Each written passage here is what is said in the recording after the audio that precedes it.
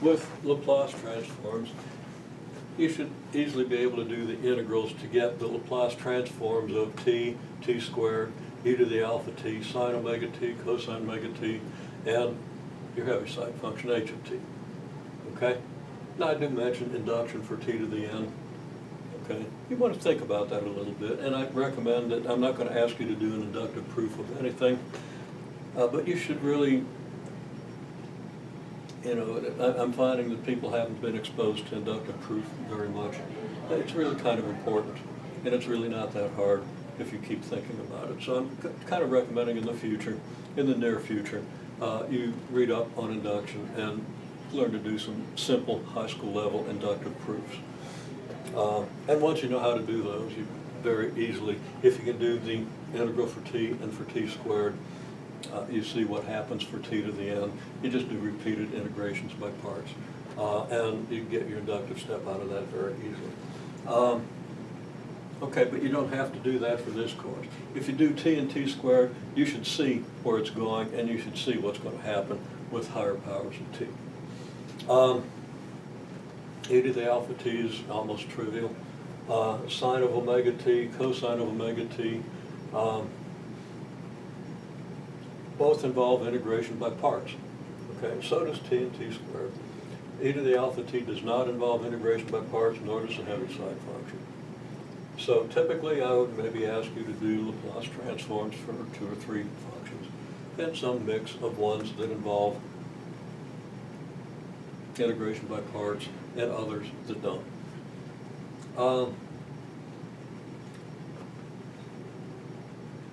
So that's one thing. I could ask you to do Laplace transforms. I could also ask you to do inverse Laplace transforms. Most likely I would do that in terms of the Laplace transform of a differential equation. If I do that, chances are I'll ask you to find, if I'm asking you to do inverse transforms to do this, I'm probably going to go ahead and tell you what the Laplace transform of the equation is, and ask you, number one, to explain why that is the Laplace transform of the equation. In other words, to derive that. But I would want to give you this because if you made an algebra mistake in getting from here to here, and I asked you to do the inverse transform, you could end up in an impossible situation. Okay.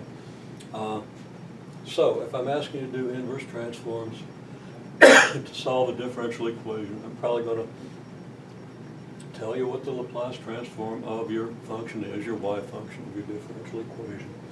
Ask you to tell me, ask you to derive that, and then do the inverse transform. Okay. In doing inverse transforms, you're going to have the table. I'm going to give you the table. Even though if you can do all this, you can probably derive most of everything on the table.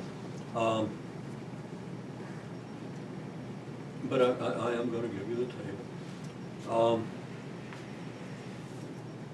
And then you're going to have to apply whatever tricks you have to apply in order to do this. Now, we've got videos posted from the class where we did a fairly extensive inverse, Laplace transform of an equation, and a fairly extensive inverse transformation that involved partial fractions, which I'm not addressing right now, but of course you got to know partial fractions, so I probably ought to write that down.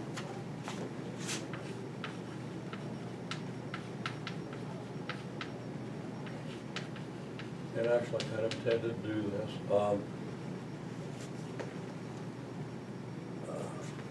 You gotta know how to do partial fractions, and completing the square.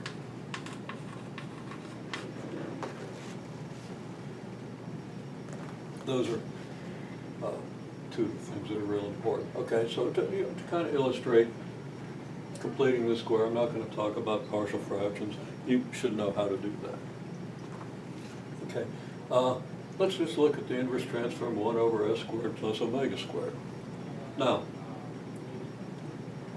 what's that related to on the table, or what's that related to on this list of functions? Well,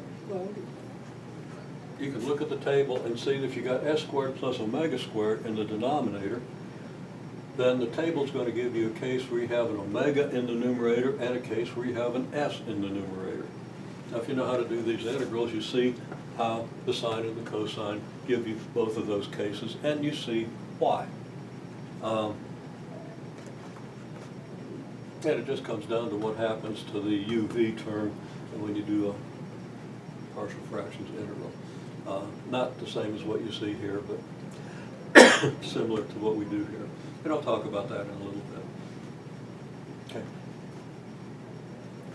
Well, you know that this is some constant number over s squared plus omega squared, so that this is going to be 1 over omega times the Laplace transform of omega over s squared plus omega squared. Because of the linearity of this thing and the fact that omega is a constant.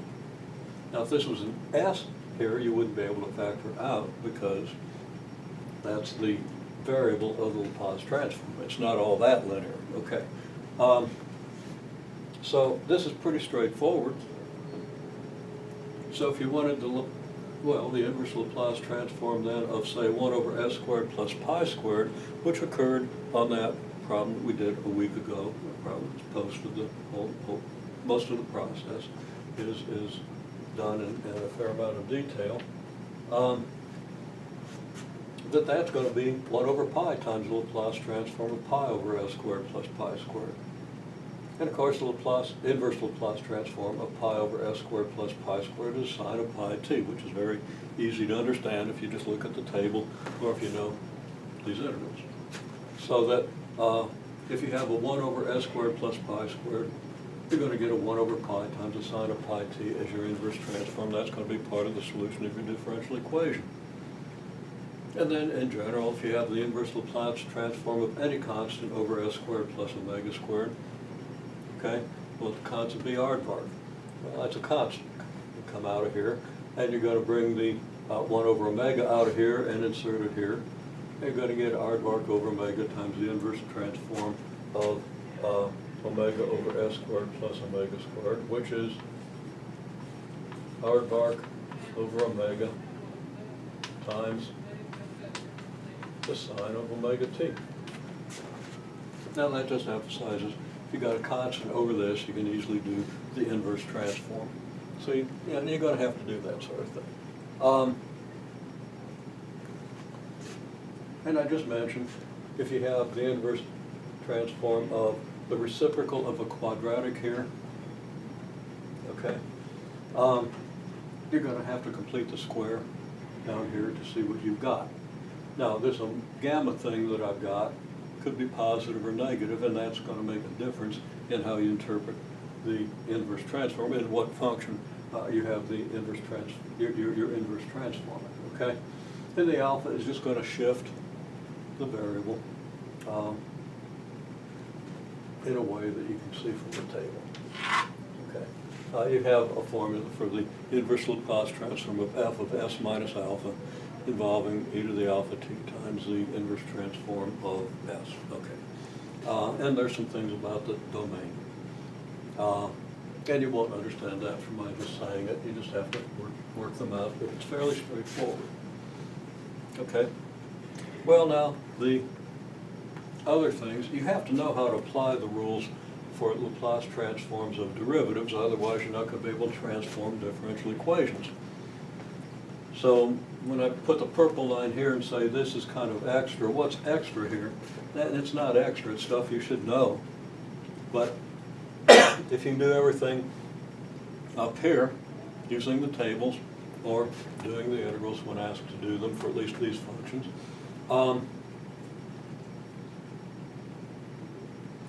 what I'm talking about down here is being able to prove these.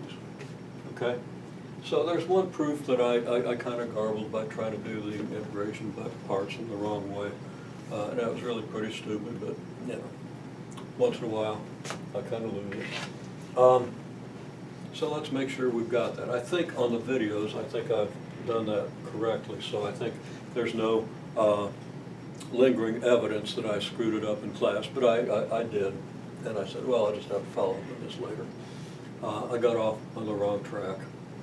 And I don't know how I missed the right track because it's so obvious, but okay. Yeah, we'd already done this, seeing that we use an integration by parts and relate the f prime of t dt b or dv, so the integral of that is just f of t. We do exactly the same thing here.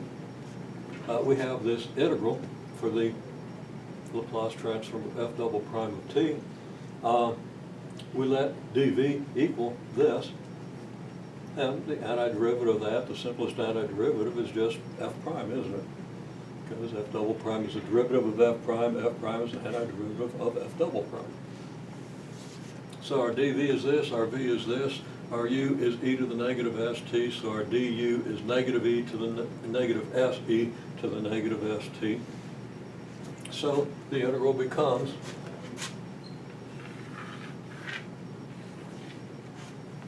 negative s e to the negative st f prime, that's your uv, evaluated between 0 and infinity. Okay, well, when s is 0, this is,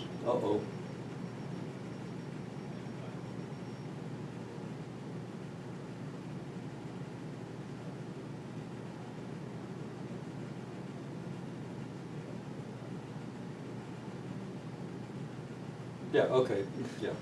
I'm sorry, when t is 0, e to the negative st is 1. So we get a negative s out here.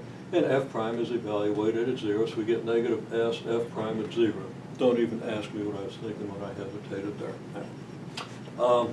Again, last day of the term, just completed the last class. Okay. No excuse, but an explanation. And then we have, the integral of v du, okay, which is going to be f prime times negative s e to the negative st. It's minus that integral, so the minus combined with the minus of this gives us a plus s times this integral. And of course the integral, I didn't write it, it's from 0 to infinity. But of course this integral is just the Laplace transform of f prime of t, isn't it? So we have this result, okay? And this reduces then the Laplace transform of f double prime to the Laplace transform of f prime, and of course we've derived the Laplace transform of f prime. And we can see that no matter how many primes we've got here, if we do the integration by parts, we're going to reduce it to one less prime, to the integral involving one less prime, and we're always going to have something very much like this. So you can do the inductive step and think about how the induction works. Again, we're not going to ask you about that on the test, but you should see how induction works to give you the general formula for the Laplace transform of the nth derivative. Okay.